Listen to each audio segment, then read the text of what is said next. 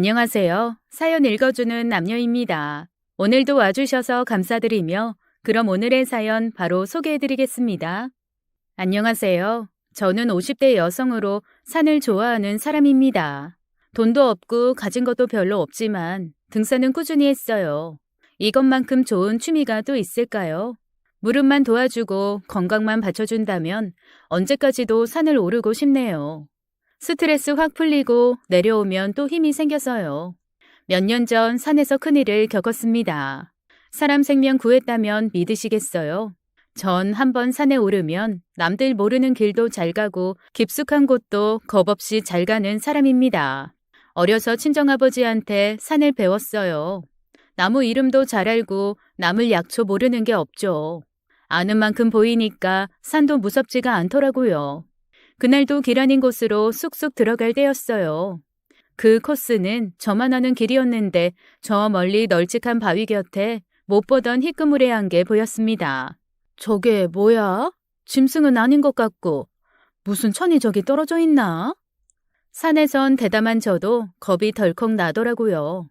그래도 호기심에 이끌려 그 바위 쪽으로 다가갔습니다. 마네킹인가 싶을 정도로 사람과 가까웠어요. 이쪽은 평범한 등산로가 아니라 웬만한 사람은 못 오는데 이상하다 싶었죠. 가까이 다가갔을 때 저도 모르게 소리를 지르면서 엉덩방아를 찧었습니다. 사람 아니야? 아이고, 여보세요? 여보세요, 어르신! 어찌된 일인지 머리가 백발인 할아버지가 엎어져 있었어요. 바로 옆 오르막에서 굴러 떨어지신 것 같았습니다. 한복 두루마기 차림이셨고 체구가 무척 작았어요. 이마엔 찢어진 자국과 피가 있었고요. 멀리서 봤을 땐 사람인 줄 몰랐던 건 머리 부분이 커다란 잎사귀에 파묻혀 있어서였죠. 천만다행으로 이마의 피는 멈춰서 딱지가 말라붙어 있었는데 이 어르신 의식이 없었습니다. 큰일 났다 싶어 핸드폰을 들었어요. 여보세요? 여기 사람이 쓰러졌어요. 의식이요? 숨은 쉬냐고요? 가만히 있어보세요. 전 어르신 코 밑에 손가락을 갖다 댔고 약하게 숨쉬고 계신 걸 알 수 있었죠. 살아 계시다고 여기 어디니까 빨리 오시라고 소리를 쳤습니다.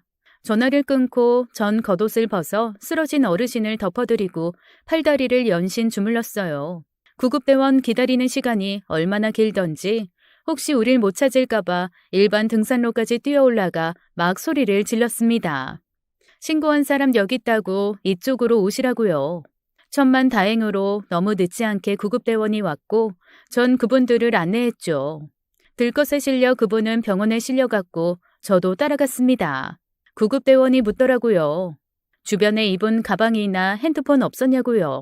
아무리 살펴도 그런 건 없었습니다. 정신없이 병원까지 따라갔고 어르신은 간신히 깨어나셨어요. 큰일인 게 그분은 아무것도 기억을 못 하시더라고요. 말도 못 하셨고 이름, 사는 곳, 자식들이 있는지 없는지 도통 얘기를 못 하셨어요. 사리 분별이 안 되시는 것 같았죠. 의사는 떨어진 충격 때문에 기억을 잃은 거라고 하더라고요. 경과를 좀 지켜봐야겠네요. 당장은 안정을 취하시는 게 우선입니다. 빨리 가족을 찾아 소식을 전해야 할 텐데 전 의식을 되찾은 그분의 곁을 지키고 있었어요. 도저히 그냥 갈 수가 없었습니다. 지갑, 핸드폰 대신 그분 품에서 종이 한 장이 나왔어요. 생활고를 호소하며 이만 생을 끝내겠다는 마지막 편지, 유서였습니다. 가슴 아팠던 게 배고픔을 호소하는 내용이 많았어요. 쌀이 떨어진 게 언제인지 기억도 안 난다고, 너무 배고프고 힘들어 아무런 희망이 없다고 이대로 숨을 거두겠다는 내용이었죠.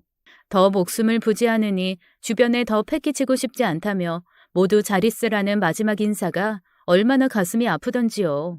자세한 내막은 몰라도 이 어르신 당장 먹고 사는 게 힘들어 산을 찾은 것 같았습니다. 어르신, 제 말 들리세요? 아무것도 안 들리세요? 대답이라도 해주시면 좋으련만 할아버진 아무 말씀도 못 하셨어요. 제 말을 알아듣긴 하시는 건지 눈을 뜨고 계셨지만 듣지도 보지도 못하는 것 같았어요. 어르신을 보고 있자니 저 중학교 때 돌아가신 친정아빠가 생각났습니다. 아버지는 이분처럼 키가 작고 마르셨었죠. 다 어려서 배고른 탓이라고 하셨습니다. 집안 사정 때문에 툭하면 굶었다고 하셨어요. 그래서 외동딸인 제가 아빠 키보다 더 커졌을 때 진짜 좋아하셨죠. 쑥쑥 크라고 나무처럼 크게 자라라고 입버릇처럼 말씀하셨습니다. 아버진 배고래가 작으셔서 잘 못 드셨지만 저한텐 육해공에서 나는 좋은 음식은 다 해주셨어요. 그런 아버지 중학교 3학년 때 돌아가시고 얼마나 그리워했는지 몰라요. 무슨 사연인지 몰라도 이런 어르신을 혼자 두고 갈 수는 없었습니다. 하지만 가족을 찾을 수가 없으니 병원 직원들, 경찰들도 난감해했어요. 제가 저희 집으로 모시고 가도 될까요? 제 연락처랑 주소 드릴게요. 그 사이 좋아지실 수도 있고 가족들이 실종신고 낼 수도 있고요. 정말 그러시겠어요? 생판 모르는 분인데요. 몸도 성치 않으셔서 간호까지 하셔야 할 텐데요. 그래서 제가 솔직히 말씀드렸습니다. 돌아가신 친정아버지 생각나서 그렇다고요. 실종신고 들어오거나 가족들한테 연락 오면 꼭 전화 달라고 하고 결국 전 어르신을 집으로 모셨습니다. 퇴원 수속 밟고 택시 타고 집으로 왔어요. 말도 못하시고 눈만 껌뻑껌뻑 떴다 감았다 하시면서도 그분은 제가 하자는 대로 순순히 따라오셨습니다. 달리 생각하면 큰일 날 뻔했다 싶었네요. 전 복잡한 생각 없이 어르신 기억 찾을 때까지만 모시고 있자고 했습니다. 안방에 눕혀드리고 얼른 미음을 끓였어요. 솔직히 집이 좋은 건 아니었어요. 오히려 누추하다고 할 수 있었죠. 미음을 먹여드리고 TV를 틀어드렸습니다. 여기가 제 집이라고 기억 돌아오실 때까지 한숨 돌리시라고 했어요. 방에서 나오는데 딸이 와서 보고 깜짝 놀라네요. 어떻게 된 거냐고 물어서 자초지종을 설명했습니다. 딸은 대학 등록금이 없어서 휴학하고 아르바이트를 하고 있었어요. 아침 일찍 나가 밤늦게 들어오는데 하루 사이에 낯선 할아버지가 안방에 누워있으니 놀랄만도 했겠죠. 전 망설이다 유서 얘기까지 했습니다. 오래 굶으신 것 같다고요. 정말이야? 생활고 때문에? 엄마 아니었으면 할아버지 큰일 날 뻔했다. 할아버지, 제 말 들리세요? 안녕하세요. 저 이 집 딸이에요. 22살이고요. 어르신은 여전히 멍한 표정이었어요. 딸이 말도 걸어보고 손도 휘저어 봤는데 어르신은 멍하니 TV만 보시다 스르르 눈을 감으셨습니다. 졸리신 것 같아서 불을 꺼드렸어요. 딸과 전 늦은 저녁을 먹었습니다. 반찬은 변변치 않아도 새하얀 밥 고봉으로 퍼서 먹는데 가슴이 먹먹하더라고요.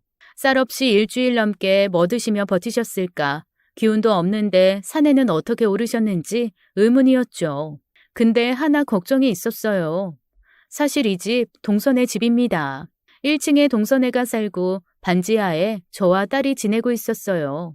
다달이 월세 내고 살고 있지만 동선은 저희 집에 그렇게 참견을 해댔죠. 꼭 저를 종부리듯이 하면서요. 아니나 다를까 다음 날 새벽 대바람부터 동서가 들이닥쳤어요. 또 까먹은 거야? 오늘 우리 병태 시험 보는 날인데 빨리 올라와서 밥해야지. 동서 맞다. 오늘 병태 기말고사 본댔지? 아우 속 터져. 내가 그거까지 일일이 말해야 돼? 어머머? 저 거지 같은 사람은 뭐야? 어머나, 웬 노숙자가 집에 들어왔어? 아니야, 아무것도 아니야. 동서는 안방에 계신 어르신을 보고 길길이 날뛰었어요. 웬 거지를 집에 데려왔냐고 빈대나 이라도 옮으면 어떡하냐고 별꼴을 다 본다며 저한테 욕을 했습니다. 찢어지게 가난한 주제에 오지랖만 넓다고 막말을 하는 바람에 딸이 잠에서 깼어요. 전 동서를 얼른 밖으로 밀어냈습니다. 사정이 있어 우리 집에 잠깐만 있는 거라고 곧 집에 가실 거라고 둘러대면서 동선의 집으로 올라갔죠. 병태는 동서의 외아들로 고등학생이었고 오늘 시험이라고 저한테 아침을 대령하라고 쳐들어온 거였어요. 전 동선의 살림까지 해주고 있었습니다. 다 돈 때문에요. 동서는 돈놀이를 하는 여자였고 저도 빚이 있었어요. 몇 년 전 남편이 공장에서 사고를 당해 병원에 있을 때 급전을 빌린 적이 있었죠. 피도 눈물도 없는 동서는 그 돈에 이자를 몇 푼이나 붙였는지 남편 퇴원하고 회복하는 8개월 동안 빌린 돈이 엄청나게 불어 있었습니다. 동서 같은 여자한테는 가족이고 뭐고 없더라고요. 제가 이자가 너무 세다고 조금만 봐달라고 하니까 그러면 자기 집 살림을 맡아서 하래요. 최저 시급도 안 되는 돈으로 계산해서 이자를 조금 줄여주고 있었죠. 병태, 시험이니까 미역국은 안 되겠고 된장국 끓이면 되겠지? 뭘 그런 것까지 물어봐. 알아서 할 것이지. 암튼 저 노숙자인지 거지인지 내 눈에 안 보이게 해. 자기 앞가림이나 잘할 것이지. 웬 푼수짓이야? 남의 돈 빚지고 살면서 속도 편한가 봐. 그때 건달로 지내는 시동생이 들어왔어요. 말로는 일하다 왔다고 하는데 어디서 푹 자고 온 얼굴이었죠. 동서는 또 2차전을 시작하더라고요. 시동생 변변한 직업도 없이 훤한 인물 하나 믿고 사는 인간인데 요새 동서는 신경이 곤두서 있었습니다. 시동생이 또 바람을 피우는 것 같았어요. 일 때문에 늦었다고 핑계를 댔지만 동서는 손톱을 세우고 시동생한테 달려들었습니다. 또 어떤 여자랑 뒹굴다 들어왔냐고 일 핑계 대지 말라면서 거실에 있는 물건 집어 던지면서 싸우더라고요. 전 얼른 주방으로 피신해 그 와중에 밥 짓고 국을 끓였죠. 아들 시험이니까 밥 대령하라고 난리치더니 부부싸움 하는 꼴이나 보이고 진짜 콩가루 집안이었어요. 그렇게 아침을 차려주고 전 또 불이 나게 집으로 내려왔습니다. 반지하 현관을 여니 딸이 가스레인지 앞에 서 있더라고요. 어르신 죽을 데우고 있었습니다. 아침밥 같이 차려서 어르신이랑 아침을 먹는데 1층 동선의 집에선 육탄전이 벌어지는 소리가 났죠. 막말에 욕에 고성에 귀를 막고 싶을 정도였습니다. 딸이 TV 소리를 막 키우더라고요. 천장이 부서질 듯 흔들렸죠. 전 어르신께 죽을 먹여드렸어요. 기운이 없으신지 자꾸 숟가락을 놓치셔서요. 이상한 게 한 번씩 제 얼굴을 빤히 보곤 하셨습니다. 며느리인지 딸인지 누구인지 모르겠다는 표정이었어요. 전 또 안 된 마음이 들었죠. 기억나시는 거 없냐고 성함이 어떻게 되시냐, 집이 어디시냐 물었지만 돌아오는 대답은 없었어요. 안타까웠죠. 죽으로 배는 차시는지 대화도 하고 싶은데 그것도 답답했어요. 딸이 아르바이트를 나간 뒤 설거지를 하고 어르신께 일 다녀오겠다고 했습니다. 오전에 일 보고 점심때 들어올게요. 저 남의 집 살림해주는 일이에요. 손이 빨라서 사람들이 많이 찾거든요. 저 능력 좋아요. 오전에 딱 한 집 다녀와서 점심 차려드릴게요. 전 혹시나 싶어 방 안에 요강을 놔드렸어요. 화장실 잘 가셨지만 저 없으니까 혹시나 싶어서요. TV 리모컨도 챙겨드리고 후딱 일을 나갔습니다. 정리정돈을 잘하는 성격에 청소에도 일가견이 있어서 제가 도우미로 나가는 집들은 다 인연이 오래됐어요. 일 잘한다고 다른 집 소개를 시켜주셔서 일이 끊이지 않았습니다. 그렇게 전 빚을 갚고 생계를 해결하고 있었죠. 오전, 오후 시간 쪽에 몇 항씩 일하고 집에 와선 동선에 살림해주고 하루가 정신없이 지나갔죠. 하지만 어르신 모시고서는 일하는 것을 좀 줄여야 했어요. 당분간이니 허리띠 더 졸라매자 싶었습니다. 어르신 조금씩 바깥바람도 쐬게 해드리고 밥도 질게 지어 나물 반찬도 해드렸어요. 시간이 지나면서 상태가 나아지는 게 제 눈에도 보이기 시작했죠. 제가 말할 때 절 쳐다보시고 기다 아니다 고개도 끄덕이기 시작하셨어요. 한 번은 제가 어르신 모시고 마당으로 나갔는데 시동생이 출근하다가 저를 봤습니다. 껄렁하게 다가오더니 이러는 거 있죠. 형수, 핸드폰 뒀다 뭐해요? 저 사람 저기압이면 나한테 문자 좀 넣어주고 그래요. 정말 잔소리 지긋지긋해 죽겠네. 아이 노인네는 누구유? 집에서 간병해요? 돈 벌라고? 다 사정이 있어서 그래요. 그리고 동서 기분 좋은 날 없어요. 나보고 스파이즈까지 하라고요? 그것까진 못하겠네요. 배우 뺨치게 생긴 시동생은 어깨 한번 으쓱 하더니 대문을 박차고 나가네요. 동서는 돈놀이에 시동생은 주점을 운영하고 있었어요. 맨날 부부싸움에 콩가루라 할 만하지만 돈은 또 많으니 그게 또 요지경이었죠. 우리 남편 참 성실하고 착한 사람인데 형제가 그렇게나 달랐습니다. 저도 모르게 어르신 있는 데서 하소연을 하게 됐어요. 제 남편은 한 공장에서 30년 넘게 일했어요. 시동생이랑 영 딴판이에요.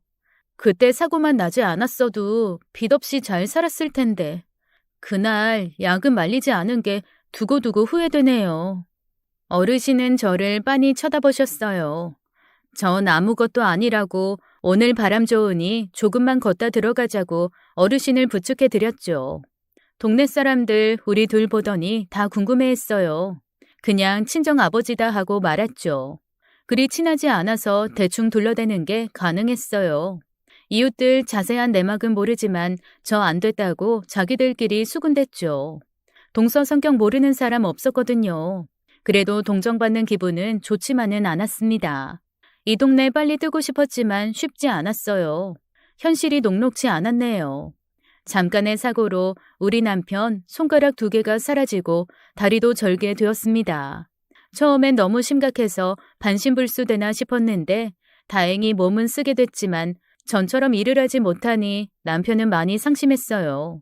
결국 술에 손대더니 말도 없이 고향으로 내려가 버렸습니다. 돌아가신 시부모님이 계시던 빈집에 처박혀 불러도 나오지 않더라고요. 자긴 이제 쓸모 없어졌다며 비관하면서요. 그렇게나 밝고 씩씩하던 사람이 하루아침에 달라져 버린 거예요. 매달리고 울어도 보고 별짓을 다 했지만 남편은 끝내 거기 있겠다 고집을 부렸고 전 가끔 반찬을 해서 내려가곤 했습니다. 그나마 위로가 되는 건 고향에 있는 남편 친구였어요. 혼자 사는 중마고우가 있어 둘이 의지하고 지내나 보더라고요. 라면도 끓여 먹고 막걸리도 마시면서요. 사람 일 한 치 앞도 모른다는 말이 딱 맞더라고요. 남편 사고 나기 전까지는 우리 부부도 안정된 노후를 꿈꾸곤 했습니다. 운이 좋으면 해외여행도 한번 가자고 약속했었는데 그런 얘길 저도 모르게 줄줄 했었나 봐요. 어르신이 걸음을 딱 멈추셨습니다. 왜요? 힘드세요? 이제 그만 들어갈까요? 그렇게 산책을 끝내고 들어가는 길이었어요. 그새를 못 참고 동서가 내려와 있었네요. 당장 안 올라오냐고 제가 게으름 부려 집이 엉망이라는 거였습니다. 전 어르신 물 한 잔 드린 다음에 나가봤어요. 집이 엉망진창이었죠. 어제 시동생 외박한 것 때문에 둘이 신나게 싸웠더라고요. 부부싸움할 때 꼭 뭘 집어 던져야 직성이 풀리는지 거실 장식장은 박살나 있고 골프채가 여기저기 보였습니다. 분을 못 참고 부부가 골프채를 휘두르며 싸운 것 같았어요. 한숨이 절로 나왔죠. 동서는 방에 들어가더니 핸드백만 쏙 빼갖고 나오더라고요. 바닥에 유리 천지니까 그거 싹 치우고 저녁 해놓으래요. 통화 내용 들어보니까 시동생 때문에 속상하다고 술 마시러 나가는 것 같았습니다. 산산조각난 유리 때문에 청소가 한참 걸린 것 같아요. 집에 내려가 보니 딸이 와 있었습니다. 아르바이트 한 데서 먹을 걸 갖고 왔더라고요. 아이스크림을 풀어놓고 어르신이랑 먹고 있었어요. 놀랍게도 어르신은 밥보다 아이스크림을 좋아하셨습니다. 찬 음식인데 괜찮을까 걱정됐지만 미소까지 지으시면서 잘 드셨어요. 딸도 저도 놀랐죠. 할아버지, 이거 초코 아이스크림이에요. 맛있어요? 응, 맛있어. 엄마, 들었어? 할아버지 말했어. 집에 오신 지 한 달 만에 어르신은 입을 열었어요. 저와 딸은 너무 놀랍고 좋아서 펄쩍 뛰었죠. 희망이 보여서 담당 형사님한테 전화를 했습니다. 어르신 이렇게나 좋아지셨다고 실종신고 들어온 거 없냐고 물어봤지만 시원한 대답은 못 들었어요. 성함이라도 알아야 할 텐데 그런 건 또 모른다고 고개만 저으셨으니까요. 담당 형사님은 고생 많다고 힘들면 얘기하라고 가실 곳 알아본다고 했지만 전 됐다고 했습니다. 시간이 흐르며 어르신은 밥도 잘 드셨고 많이 움직이셨어요. 하지만 말씀하시는 건 도무지 나아지지 않았습니다. 실어증인가 싶었는데 어떤 때는 대답을 하시고 어떤 때는 입을 꼭 다물고 계셔서 그것도 종잡을 수가 없었어요. 그 사이 동서는 더 미쳐가고 있었죠. 시동생이 바람난 여자랑 두 집 살림 차린 거 알고는 정신을 못 차렸어요. 병태는 부모 불화 때문에 학교도 제대로 안 다니고 툭하면 외박을 했고요. 시동생도 너무 심한 게 20대 새파란 애랑 바람나서 비싼 명품 사주고 아파트 해줬나 보더라고요. 그 여자애는 보란듯이 그걸 자랑하고 다니고요. 동서는 그 화풀이를 저한테 하며 어르신을 그렇게 괴롭혔어요. 이제 말귀 다 알아들으시는데 그것도 아랑곳하지 않고 막말을 어찌나 해대는지 동서 내려온다 싶으면 제가 귀를 막아드렸으니까 말 다 했죠. 찢어지게 가난한 데는 다 이유가 있는 거야. 창피한 것도 모르나? 누가 누굴 건사해? 거지가 거지를 거둬? 눈물겨워 못 봐주겠네. 그러면서 제가 산에서 캐온 약초며 나물 바구니를 통째로 바닥에 버리질 않나 김치 담그려고 사놓은 소금을 수도가에 다 뿌려놓고 그거 다 치우라고 한 적도 있었어요. 어르신이 자기를 보는 눈빛이 마음에 안 든다면서 글쎄 핸드폰 손전등을 어르신 눈에 비춘 적도 있었습니다. 그만 좀 하라고 시동생 내가 잘 타일러 보겠다고 했더니 자존심 상하는 얘기했다고 또 길길이 날뛰더라고요. 왜 부부 일에 주제넘게 나서냐면서요. 동서가 한바탕 난리를 치고 나면 기운이 쏙 빠져 아무것도 할 수가 없었어요. 언제까지 이 꼴을 봐야 하나 눈덩이처럼 불어난 빚은 줄어들 기미도 안 보이고 너무 힘들었죠. 한 번은 제가 일 갔다 와보니까 어르신 빨래를 싹 걷어 음식물 쓰레기통에 버렸더라고요. 오물이 묻어 다시 빨 수도 없게요. 제가 너무 심한 거 아니냐고 그만 좀 하라고 하니까 저한테 집에 전염병 옮게 생겨서 그랬다고 배째라는 겁니다. 알지도 못하는 노인네 거둔다고 힘 빼지 말고 자기 집 일이나 잘하래요. 그럴 시간 있으면 빚을 한 푼이라도 더 갚으라는 거였습니다. 전 알겠다고 했어요. 밤을 꼬박 새서라도 일해서 빚 갚을 테니까 폐악 좀 그만 부리라고 했죠. 다달이 200만 원은 더 줘야 수지가 맞지. 사정 봐줬는데 안 되겠어. 그거 못하겠으면 노인네를 내버리는 게 맞지. 혼자 쓸데없는 오지랖 떨 시간 있으면 돈이나 갚아. 참, 그리고 찝찝하니까 우리 집 반찬 만들 때 팔팔 끓는 물로 손 소독하고 와. 알았어? 동서, 말이 심하네. 날 사람 취급도 안 하는 거야? 동서 눈엔 내가 병균으로 보여? 말 잘했네. 병균, 버러지? 그 비슷하게 보여. 끼리끼리 논다더니 아유 귀찮아. 빨리 내쫓든가 해야지. 동서가 현관문을 쾅 닫고 나가는데 현관 경첩이 떨어지더니 문이 기우뚱하더라고요. 순간 거실에 계신 어르신 머리로 철제 현관문이 무너져 버렸습니다. 전 본능적으로 일어나 문을 막았고 어르신은 놀라서 그대로 굳어버리셨어요. 다행히 어깨 조금 긁히고 말았는데 어찌나 놀랐는지 다음 날까지 심장이 벌렁벌렁했습니다. 동서가 그러면 어르신은 조용히 안방으로 들어가셨어요. 마치 아무것도 못 듣고 못 봤다는 듯 행동하셨죠. 상황을 이해하기 힘드셨을 거예요. 동서가 소리 지르고 폭력적으로 구니 겁에 질리신 것 같았습니다. 솔직히 저 없을 때 어르신께 무슨 짓을 하는지 알 수가 없었어요. 나름대로는 최선을 다했지만 한계가 있었습니다. 한 번은 수중에 돈이 없어 콩나물밖에 살 수가 없었어요. 너무 민망하더라고요. 콩나물국, 콩나물 무침이 전부인 밥상, 한숨이 나왔지만 어쩌겠어요. 그거라도 셋이 나눠 먹을 수밖에요. 딸도 참 잘했어요. 퇴근하고 집에 오면 어르신의 말벗으로 살갑게 대해드렸죠. 우리 애가 말주변이 좋거든요. 일하면서 만난 진상 손님들 푸념도 하고 요새 유행하는 농담 같은 것도 조잘조잘 얘기하면서 어르신 손톱도 깎아드리고 머리도 감겨드리고요. 할아버지, 진상 손님이 무슨 뜻이게요? 자기가 손님이라고 왕처럼 대접바라는 예의 없는 사람을 말해요. 제가 오늘 그 진상한테 당했잖아요. 할아버진 그런 사람 아니었죠? 알바하는 데서 간식 나오면 꼭 가져와서 같이 먹었어요. 딸한테 어르신 어렵지 않냐고 물어보니까 아니래요. 엄마가 왜 모셔왔는지 알겠다고 꼭 외할아버지 같다면서 계시는 동안 잘해드리고 싶다고 해서 놀랬습니다. 집안 사정 때문에 일찍 철들었나 한편으론 짠하기도 했어요. 한 달 지나서는 세 사람 정말 가족처럼 잘 지냈네요. 그 사이 남편이 딱 한 번 집에 왔었습니다. 손 상태도 안 좋고 다리도 더 저는 것 같아서 병원에 가자고 억지로 데리고 왔는데 집에 웬 할아버지가 계시니 남편이 놀라더라고요. 그간의 사정 얘기를 하니 남편이 고개를 끄덕였어요. 상황이 안 좋아 그렇지 천성이 착한 사람이었습니다. 저한테 꼬깃꼬깃 모은 돈 주면서 소고기 묵고 끓여드리라고 했네요. 몸보신 시켜드리라면서요.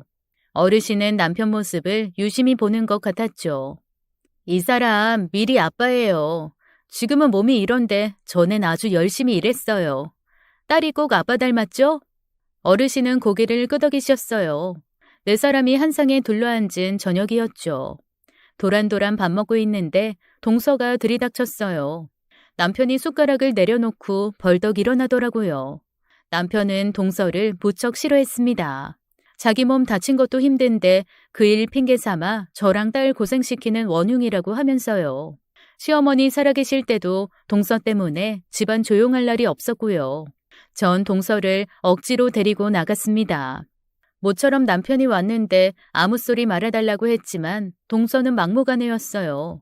이번 달에 들어와야 할 돈이 몇만 원이 빈다고 절 쥐잡듯이 잡기 시작하는 거죠. 전 내일 들어올 돈 있으니 하루만 참아달라고, 아니 12시간만 참아달라고 빌었지만 무시당했어요. 기한을 넘긴 것도 아닌데도 그랬습니다. 절 밀치고 집에 들어가더니 눈을 희번덕거렸죠. 성이 나서 씩씩거리는데 큰일 났다 싶었습니다. 동서, 너무하네. 미리 아빠 정말 오랜만에 왔어. 한 번만 봐달라고 했잖아.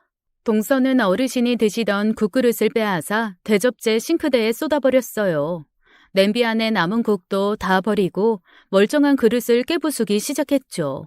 술 냄새가 진동하는 게 주사를 부리는 것 같았습니다. 딸이 동서를 말리는 사이 남편은 쩔뚝이며 집을 나갔어요. 곧장 버스 터미널로 가더라고요. 저한테 말 한마디 없이 버스 타고 고향으로 내려가 버렸습니다. 전 울면서 집으로 왔어요. 집 치우며 많이 속상했네요.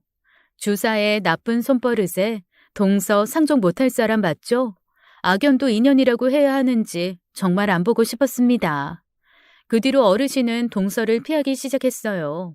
마주치면 당황한 표정으로 고개를 돌리셨고 긴장하는 게 보였죠. 말할 수 없이 속상했지만 차라리 피하는 게 나았어요.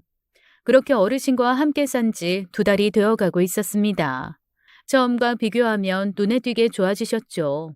움직임도 빨라지셨고 초점 없던 눈빛도 또렷해졌고요. 일 다녀오면 집 앞에 폐지나 깡통 같은 게 쌓여 있었어요. 눈치가 그것 같다가 파시려는 것 같았습니다. 약간의 기대가 생겼죠. 이제 기억을 찾을 일만 남았다 싶었어요. 그러다 일이 벌어졌습니다. 그날은 제 일이 하루 종일 꽉 차서 바쁜 날이었어요.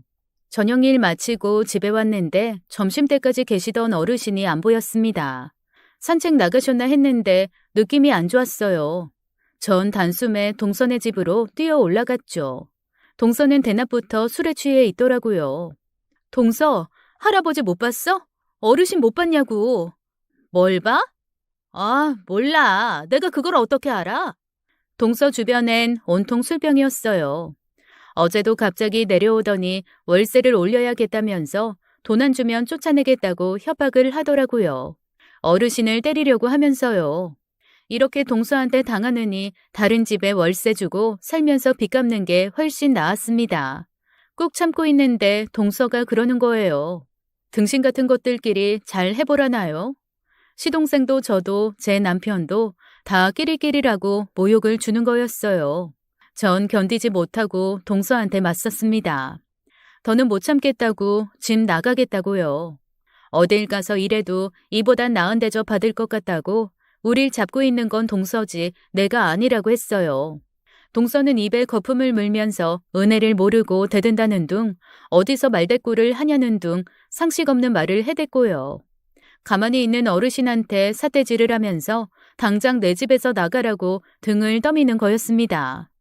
그만 좀 해. 시동생 바람 피우는 게 우리 탓이야? 나 월세 따박따박 내고 빚도 이자도 매달 갚고 있어. 동서네 살림 내가 다 하면서 내가 동서 노예야? 너무 심한 거 아니냐고. 어르신 건드리지 말고 나가.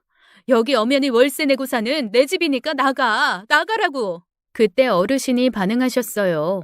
제 손을 잡아 끌면서 자기 뒤로 오라는 것 같았죠. 전 괜찮다고 걱정 말라면서 동서를 문 밖으로 내쫓았고요. 그때였습니다. 떨어져서 고쳤던 문이 또 한 번 박살이 나는 소리가 들렸어요. 동서가 밖에서 의자를 던지더니 그걸로 2번, 3번 현관을 박살냈습니다. 전 그만 주저앉고 말았어요. 저게 죽든지 내가 죽든지 누가 죽어야 끝날 것 같았죠. 그만 좀 하라고 동서에게 달려들어 의자를 빼앗았더니 동서라는 여자 씩씩대며 절 노려보다가 자기 집으로 올라갔습니다. 상심해 있으니까 어르신이 제 등을 토닥여 주었어요. 눈물을 닦고 박살난 현관을 세워보려고 이리저리 맞춰봤지만 소용없었죠. 정신을 차린 뒤에 딸한테 전화해 친구 집에서 자고 오라고 했어요. 대충 분위기 눈치챈 딸이 알겠다고 하더라고요. 그날 밤 전 늦게까지 잠들지 못했습니다. 사는 게 왜 이렇게 고달픈지, 언제쯤 상황이 좋아지려는지 답답했어요. 우리 남편 진짜 1등 신랑감이었어요. 공장에서 사고만 안 났어도 곧 승진하는 거였는데 대표님이 부장시켜준다고 월급도 올려준다고 했는데 세상 참 무심하네요. 이것도 다 지나가겠죠? 근데 오늘은 너무 속상하네요. 남편은 그날 밤도 제 전화를 받지 않더라고요. 새벽에 큰 소리가 나서 내다보니 술 취한 시동생이 부서진 현관문을 이리저리 맞추고 있었습니다. 한숨이 나왔어요. 그래도 형수 사는 집이라고 저러고 있나 싶고 동서랑 시동생 사는 것 보면 지옥이 따로 없었죠. 전 또 혼자 중얼거렸어요. 아무래도 부동산에 들려야겠어요. 도저히 못 살겠네요. 어르신, 저희 집에 계시면서 불편한 거 많으셨죠? 마음 편히 계시지도 못하고 면목 없네요. 그 다음날 저녁 어르신이 감쪽같이 사라지신 거였습니다. 전 온 동네를 찾아다니다 지쳐서 담당 형사님께 전화를 걸었어요. 곧 딸도 집에 왔고 우린 지구대 경찰들이랑 같이 골목을 뒤졌지만 어디에도 어르신은 안 계셨습니다. 너무 속상해서 둘이 울었어요. 딸이 묻더라고요. 어젯밤에 무슨 일이 있었냐고요. 저는 더 못 버티겠으니 이사 가자고 했다고 했습니다. 어르신 사라지셨다니 동서는 알터니가 쏙 빠졌다면서 깔깔거리고 웃더라고요. 악마가 따로 없었습니다. 다시는 그런 쓸데없는 짓 하지 말라나요? 그리고 일주일이 지난 아침이었어요.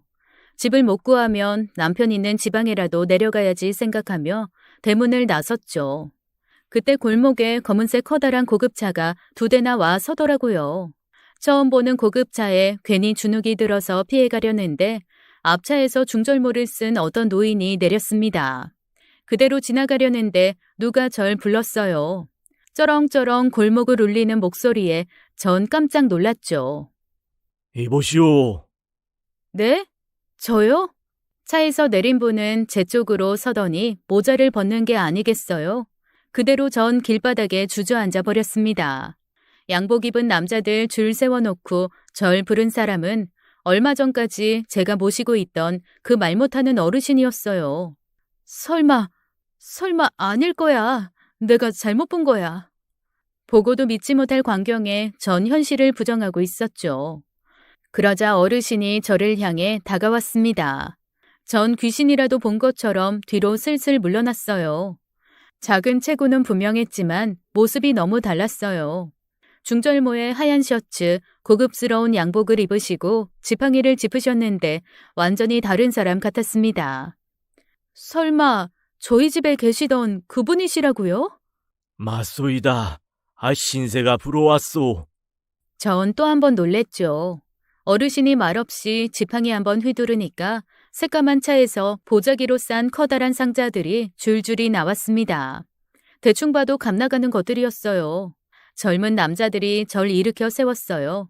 전 얼떨결에 어르신을 집 안으로 모시게 됐고요. 현관 앞에 선물이 가득 쌓였고 젊은 사람들이 그 앞을 지키고 섰습니다.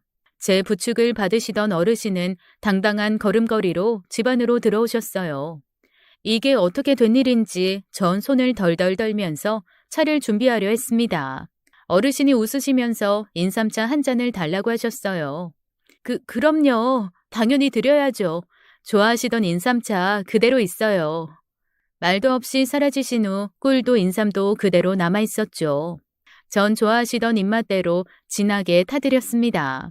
어르신은 한 입 드시더니 역시 이 맛이라면서 껄껄 웃으셨어요. 너무 말씀도 잘하시고 목소리도 우렁차셔서 전 계속 놀라고 있었고요. 출근하는 길이오? 네, 이게 어떻게 된 일인지 분명 말씀도 잘 못하시고 걷는 것도 힘드셨는데. 그랬지. 덕분에 많이 좋아졌소이다. 내가 말없이 사라져서 많이 놀랐을 거야. 그렇죠? 작은 거인이라는 말 있잖아요. 어르신이 말씀하실 때마다 홀린 것처럼 대답을 하게 되더라고요. 저희 집에 계실 때와는 비교도 안 되게 강한 모습이셨어요. 말씀하시는 것도 쩌렁쩌렁 호인이셨고요. 안 떨어지는 입으로 겨우 대답을 이어갔습니다. 정말 걱정 많이 했어요. 어디 가서 헤매고 계신 줄 알았습니다. 큰일 났다고 생각했죠. 그런데 다 기억나신 거예요? 의도치 않게 속여서 미안하오. 기억이야 예전에 돌아왔지. 네? 그럼 저희 집에 왜 그렇게 오래? 어쩌면 그렇게 심성이 곱습니까? 여기 지내면서 느낀 게 많아요. 천천히 이야기 보따리 풀어봅시다. 자, 내가 누군지 먼저 밝히겠소. 그분은 명함을 주셨고 기업 이름과 함께 회장이라는 글자가 눈에 보였습니다. 어느 큰 기업의 회장님이신 것 같았어요. 어르신은 가난하고 가족도 없는 분이 아니었어요. 큰 기업체 운영하는 재력도 권세도 상당한 회장님이 말 못하는 어르신의 진짜 모습이었죠. 제가 놀라 멍하게 있으니까 제 팔을 툭 치셨어요. 뭘 그렇게 놀래요? 난 자네와 똑같은 사람이외다. 회장님은 얼굴에 웃음기를 거두셨어요. 그리고는 침통한 얼굴로 말씀을 이어가셨죠. 어디서부터 얘기를 꺼내야 할지 모르겠다고 하시면서요. 오로지 성공만을 위해 달린 세월이 한순간에 무너진 일을 겪으셨대요.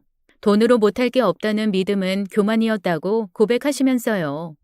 진짜를 놓치고 가짜를 위해 살아왔구나. 그런 절망감에 빈몸으로 산에 오르신 거였습니다. 실패한 인생 그만 접자 결심하셨고 정상까지 가려고 했는데 발을 헛디뎌 굴러 떨어지신 거였어요. 회장님 같은 분이 실패한 인생이라니 도무지 이해가 안 된다고 했더니 돌아가신 동생분 이야기를 꺼내셨습니다. 나한테 동생이 한 명 있었어. 그런데 어떻게 죽은지 아시오? 굶어 죽었어. 쌀이 없어. 쌀 돈이 없어 굶어 죽었다는 게 믿어집니까? 어떻게 그런 일이? 회장님께는 동생이 딱 한 명 있었대요. 막내 여동생은 어려서 죽고 형제만 단 둘이었는데 두 분이 많이 달랐답니다. 회장님은 일찍부터 공부도 잘하고 총명해서 장남이라고 대접받으며 컸지만 동생분은 아니었대요. 형과 비교당하면서 많이 혼나며 컸다는 얘기였죠. 부친께서는 툭하면 동생분을 나무라셨대요. 물러 터진 데다 공부도 못한다고 쓸데없는 일에만 관심 둔다면서 돈 먹는 하마 버러지 소리를 매일같이 하셨다는 거였죠. 1등 대신 친구와 사람을 좋아하고 기타를 멋들어지게 잘 치던 동생은 점점 소심해져 갔다고 했습니다. 회장님은 아버지 마음에 들기 위해 악착같이 노력하다 보니 동생에게 소홀해지고 냉정해졌대요. 인류대학 나와 가업 물려받은 회장님은 손대는 일마다 잘 됐는데 동생분은 하는 일마다 망해버리고요. 두어 번 도와주기도 했지만 운이 따르지 않았는지 동생분은 반복된 사업 실패 이후 이혼하고 여기저기 떠도는 신세가 됐다는 거였습니다. 회장님은 그런 동생이 한심하고 부끄러워 관심을 끄고 살았고요. 그런 동생 없는 것만 못하다고 여기셨는데 돌아가시기 6개월 전에 찾아와 무릎을 꿇더랍니다. 형님, 마지막입니다. 딱 한 번만 도와주세요. 염치불구하고 온 거예요. 지낼 곳도 없고 힘들어요. 딱 굶어 죽게 생겼습니다. 마지막? 한심한 녀석. 아버님과 내 얼굴에 먹칠하지 말고 나가. 너는 우리 집안의 수치다. 감히 내 앞에서 굶어 죽겠다는 소리를 하면서 구걸을 해? 넌 자존심도 없냐? 죽을 때까지 내 앞에 나타나지 마라. 자식들 보기 부끄러우니까. 하지만 동생분은 쉽게 물러나려 하지 않았고 화가 난 회장님이 사람을 시켜 집에서 내쫓았다는 얘기였습니다. 반년 후에 경찰에게서 연락이 왔대요. 동생분이 돌아가셨다고 하면서 사인이 아사라고 했다는 거였습니다. 찾아가 보니 화장실도 없는 쪽방에 빈 약봉지만 있을 뿐 냉장고에 먹을 게 하나도 없었고 동생분은 삐쩍 말라 여위어 돌아가셨대요. 썩어가는 문입구엔 폐지가 쌓여 있었고요. 유언장엔 폐지 주우림도 없다, 쌀이 떨어졌다, 배고프다 그런 내용이었고 회장님은 큰 충격을 받았다고 했습니다. 동생분은 회장님을 찾아간 당시 병이 위중한 상태였고 그런 몸으로는 일을 할 수 없어 정말 살기 위해 애원을 한 거였어요. 후회가 파도처럼 밀려들어 정신을 잃을 지경이셨대요. 돈이 그렇게 많으면 뭐합니까? 이 굶어 죽어가는 동생 밥 한 끼 먹이지도 못했는데 아사라니 이 굶어 죽다니 난 아무것도 몰랐다오. 동생이 굶어 죽어가는 줄도 모르고 이 그저 돈, 기업 매출, 이 성장에만 미쳐서는 그렇게 동생 보내고 딱 살고 싶지가 않았소. 이해하시겠소?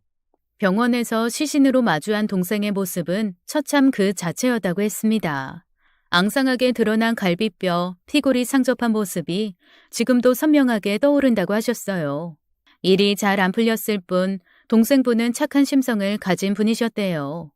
경영이 아닌 예술 쪽에 재능이 있었는데 무자비하게 몰아붙이기만 했다는 걸 뒤늦게 깨닫게 되신 거였죠. 동생을 외면한 자신을 용서하기 힘들었다고 하셨습니다.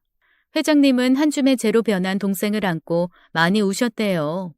허무함, 쓰라린 후회를 아내와 자식들은 알아주려나 싶어 돌아봤지만 자식들은 경영 재산 문제로 심하게 다투고 있었고 아내분도 이혼 서류를 내밀었다고 했습니다. 차갑고 비정한 회장님과 더는 못 살겠다고 하시면서요. 누굴 탓할 것도 없다는 생각에 회장님은 동생의 유언장을 가슴에 품고 산에 오르셨던 거였어요. 속죄하는 마음으로 생을 끝내려고요. 정상까지 올라가려 했지만 힘에 부쳤고 기운이 떨어졌을 때 가파른 경사로에 굴러 떨어졌다고 하셨습니다. 병원에서 눈을 떴을 때 죽는 것도 쉽지 않구나. 앞으로 어떻게 살아야 하나 막막하셨대요. 그때 제가 집으로 모셔간 거였고요. 곧 쫓겨나겠지 했는데 제 정성에 크게 놀라셨다고 했습니다. 여기 온 지 한 달쯤 지났을 때 기억이 다 떠올랐어요. 모든 기억이 다. 하지만 이곳을 떠나고 싶진 않았어. 가장 큰 이유는 이 두 사람이 사는 걸 더 가까이서 보고 싶었기 때문이외다. 하루도 낭비하지 않고 절망하지 않고 열심히 사는데 그 자체로 위로가 됐다면 믿겠어요? 사람한테 어쩌면 그렇게 정성을 쏟는지 감동받았습니다. 그리고 제 남편이 왔을 때 많이 놀라셨대요. 본인 마음도 괴로우면서 더부살이하는 자신까지 챙기는 모습에 사람에 대한 희망이 다시 생겼다고 하셨습니다. 갈피를 잃은 삶에 새롭게 길이 열린 것 같았대요. 이제야 찾아오신 건 보답을 제대로 하고 싶어 준비할 시간이 필요했다고 하셨고요. 전 할 말을 찾지 못해 눈물만 흘릴 뿐이었어요. 상상도 못할 이야기였죠. 그때였어요. 동서의 목소리가 들렸습니다. 뭐야, 이 사람들은 왜 남의 집을 막고 서 있어? 회장님 얼굴이 굳어지더니 바깥에 서 있던 남자를 부르더라고요. 눈치를 보니까 경호원인지 비서인지 하는 사람 같았죠. 동서는 늘 그랬던 것처럼 저희 집에 쳐들어오려고 했습니다. 하지만 덩치 큰 남자들이 들어가시면 안 된다고 막으니까 엄청 놀라면서 흥분하더라고요. 여기가 내 집인데 왜 못 들어가게 하냐고 항의하다가 안을 힐끗 보더니 비웃기 시작했습니다. 어이가 없네. 그렇게 착한 척하더니 돈 많은 할아버지 문 거야?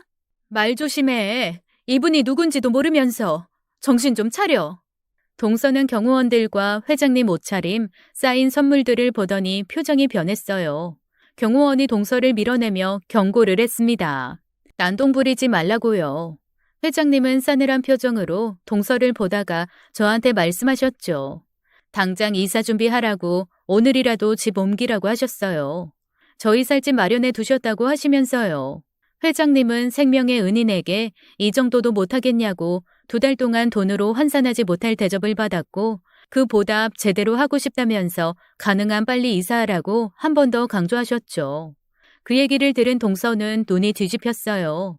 누구 마음대로 이사를 보내냐고 빚도 안 갚았는데 절대로 못 보낸다고 했지만 회장님은 동서를 사람 취급도 안 하셨습니다.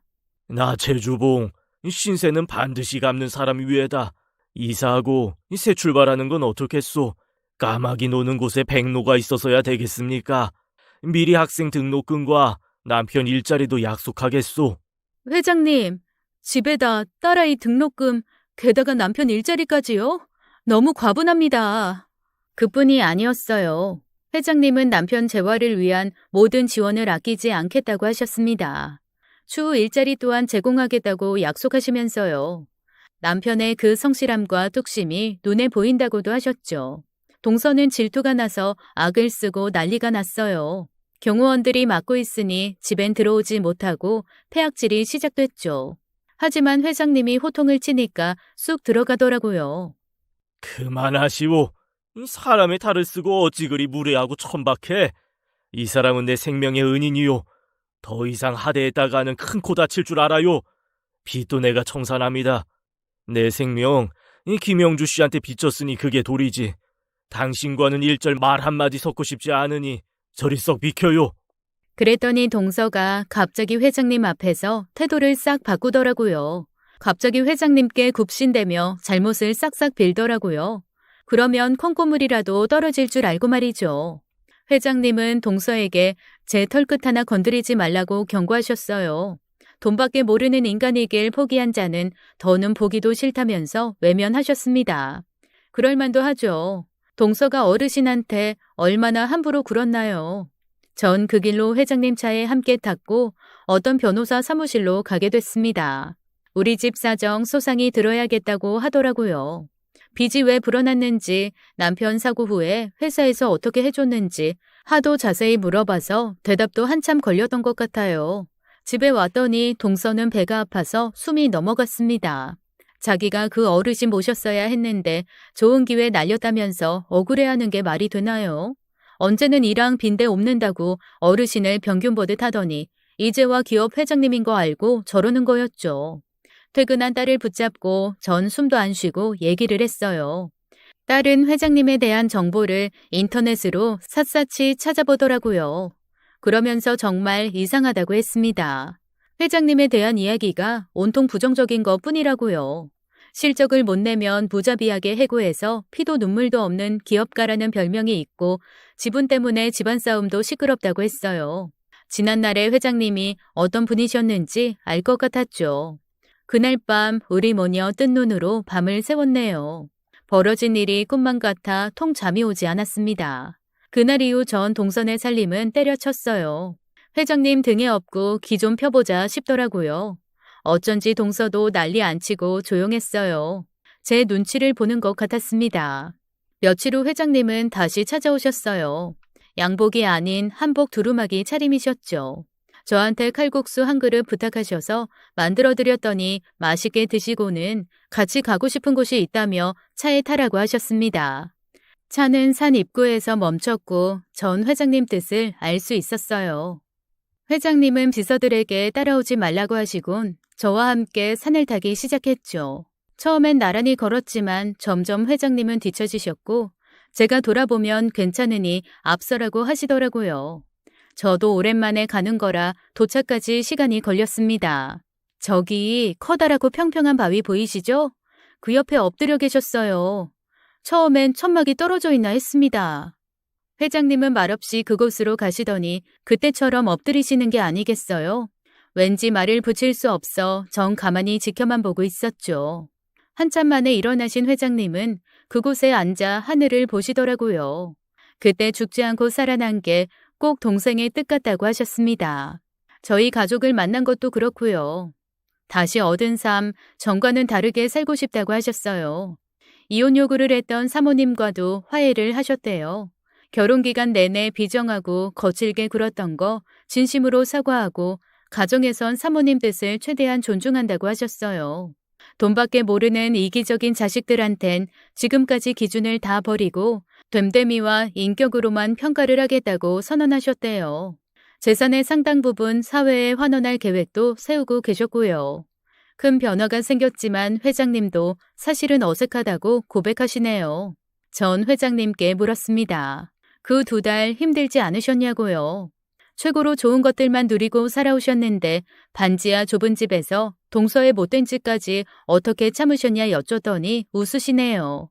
아주 어렸을 때 부친 사업 초기에는 당신도 그렇게 사셨다며 동생과 한방 쓸 때 기억이 많이 나셨답니다. 사는 맛이라는 거 다시 못 느낄 줄 알았는데 오뚜기 같은 제 근성과 딸아이의 건강한 젊음을 보면서 다시 살아보고 싶다는 의지가 생기셨대요.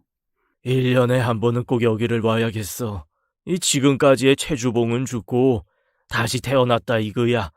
자네 아니었으면 난 그대로 죽었을지도 몰라.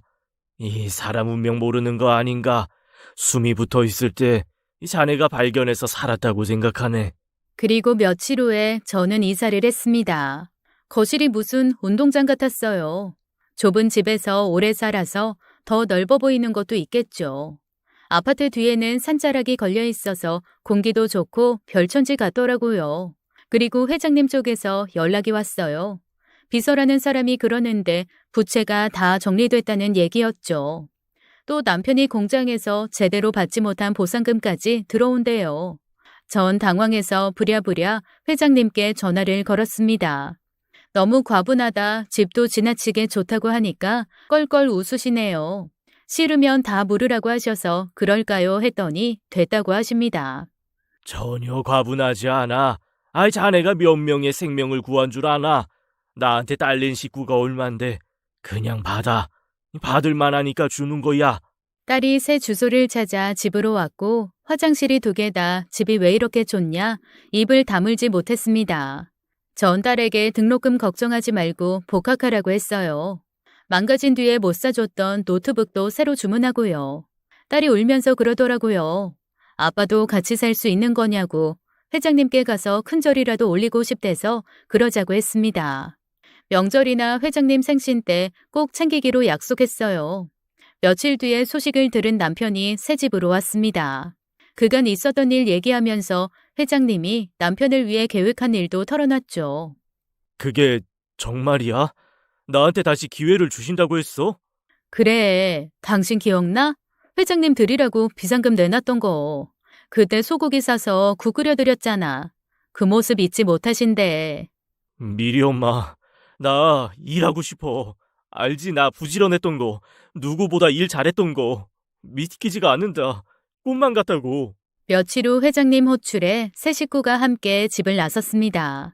드라마에서 본 것처럼 회장님 사모님, 자제분들까지 다 나오셔서 저희한테 고맙다고 하더라고요. 보니까 회장님이 시킨 거였죠. 그분들 가시고 회장님실에 딸린 큰 방에서 칼국수를 먹는데 진짜 기분이 이상했어요. 귀빈 대접을 받는 것 같았어요. 남편은 떨려서 제대로 먹지도 못하더라고요. 이 칼국수 맛도 아이 미리 엄마 손맛만 못혀. 무슨 말씀이세요? 전 변변한 재료도 없이 끓였는데요. 심플 이즈 더 베스트. 아니 단순한 게 최고라는 말 몰라. 그때 나한테 끓여준 미음. 그게 뭐라고 아직도 생각이 나네. 뭐가 그렇게 구수해? 쌀가루와 물 뿌린 미음을 회장님은 오래도록 기억하시네요. 그렇게 이어진 인연이 지금도 계속되고 있습니다. 남편은 재활하면서 원하는 공부를 시작했고 일도 시작했어요. 딸은 등록금 후원받아 대학 공부 마쳤고 외국으로 유학을 떠날 계획을 하고 있습니다. 회장님 보고 배운 게 많대요. 큰 물에서 놀고 싶다고 노력 중입니다. 전 요새 체질이랑 약초 공부를 하고 있어요. 갑자기 생활이 피곤해서 긴장이 풀렸는지 몸이 너무 안 좋더라고요. 건강검진 한번 못하고 살았는데 갑상선암 진단을 받고 수술을 하게 됐죠. 다행히 결과가 좋아서 병원 다니면서 몸 만들고 있어요. 저 아프다는 소식에 회장님 사모님까지 찾아오셔서 깜짝 놀랐습니다.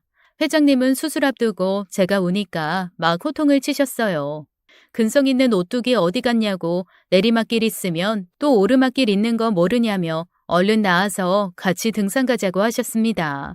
동서와 시동생은 어떻게 됐냐고요? 둘은 이혼했어요. 동서는 쫄딱 망해 알코올 중독으로 병원에 입원했고요. 시동생은 재혼해서 딸까지 낳았는데 얼굴만 믿고 살지 말고 열심히 좀 살았으면 하는 바람이네요. 여기까지가 제 사연이에요. 회장님과 저희 가족과의 인연 어떻게 들으셨나요? 당장은 힘든 일이 있으시더라도 희망 잃지 마시고 꿋꿋이 버티셨으면 좋겠습니다. 긴 이야기 들어주셔서 감사합니다. 여러분 모두 행복하세요. 지금까지 사연 읽어주는 남녀였습니다. 끝까지 함께 해주신 여러분 감사드리며 저희는 다음 사연으로 돌아올게요. 감사합니다.